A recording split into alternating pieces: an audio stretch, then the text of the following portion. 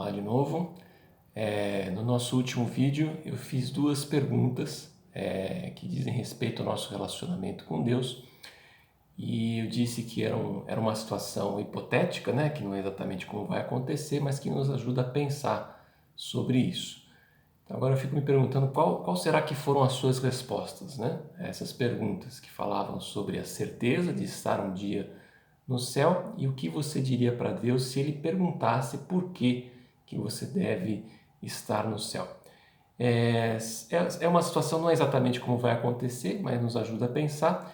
E agora eu fico pensando se você está confortável com as respostas que você deu a essas perguntas. E isso é bem importante porque, embora a gente não goste muito de pensar sobre isso, né? A gente não gosta de pensar sobre o fato de que um dia a gente não vai mais estar vivendo essa vida aqui nesse mundo de maneira geral, a gente não, né, a maioria das pessoas não gosta de pensar nisso, mas o fato é que você estará diante de Deus um dia, e eu também, e nós vamos prestar contas da nossa vida para Deus. Então a gente precisa estar de alguma forma preparado para esse momento, né? E a única maneira da gente se preparar para isso é conhecendo a Deus, conhecendo o que Ele espera de nós através da Sua palavra, através da Bíblia, né?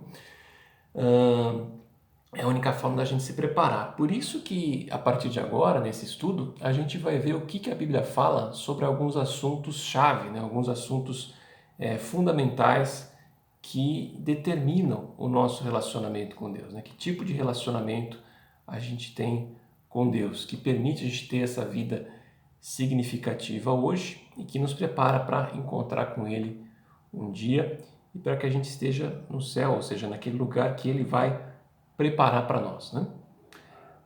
Então, nesse estudo, continuando aí, a gente vai ver, a primeira coisa que a gente vai ver é o que a Bíblia fala a respeito de nós, a respeito dos seres humanos, né, dos homens. A primeira coisa que a gente encontra aí, que é fundamental a gente saber, é que os homens são todos pecadores, né? A Bíblia diz que todos nós, de alguma forma, a gente não vive da maneira que Deus espera de nós, a gente não vive de acordo com o padrão perfeito que Deus estabeleceu para nós. Isso significa que nós somos pecadores, nós somos imperfeitos diante de Deus. A Bíblia diz, né, o apóstolo Paulo diz na sua carta aos Romanos, ele diz: todos pecaram e estão destituídos da glória de Deus. Então, esse é um versículo um pouco difícil até de traduzir às vezes, né, de traduzir de forma precisa, mas o que ele está querendo dizer aí é que o fato de que a gente é pecador faz com que a gente esteja aquém da glória de Deus, ou seja, aquém do padrão que Deus estabeleceu. Nós fomos criados por Deus e nós somos criados para refletir a glória de Deus, né? Refletir o caráter de Deus, a bondade, a sabedoria, a criatividade até mesmo, e enfim, tudo que Deus tem de bom, nós somos criados para refletir isso, e porque nós somos pecadores, nós não fazemos isso da forma correta, como convém. Então nós estamos aquém da glória de Deus. E é isso que diz aí, tá bom? Até tem uma tradução, né, que a gente tem uma tradução da Bíblia em espanhol, por exemplo, que diz que todos pecaram e lhes está faltando o esplendor de Deus. Ou seja, não estão refletindo a glória de Deus como deveriam. Essa é a nossa situação. A segunda coisa que a gente vê aí a respeito do ser humano diante de Deus é que a consequência do pecado é a morte. A Bíblia diz, também na sua carta aos Romanos, né, o apóstolo Paulo diz: pois o salário do pecado é a morte, mas o dom gratuito de Deus é a vida eterna em Cristo Jesus.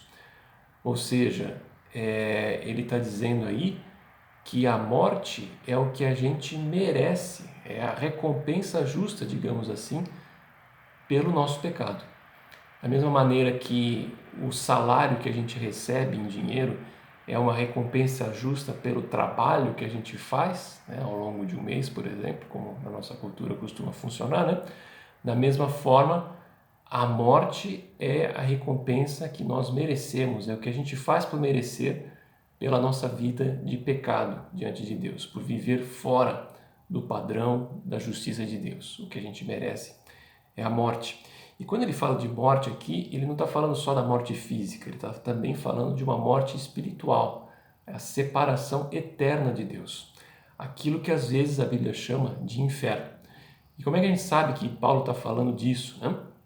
A gente sabe porque se a gente olha o contexto do versículo, ele contrapõe duas coisas, né? Ele contrapõe a consequência do pecado que a gente merece, que é a morte, e ele contrapõe isso à vida eterna que nós recebemos em Jesus.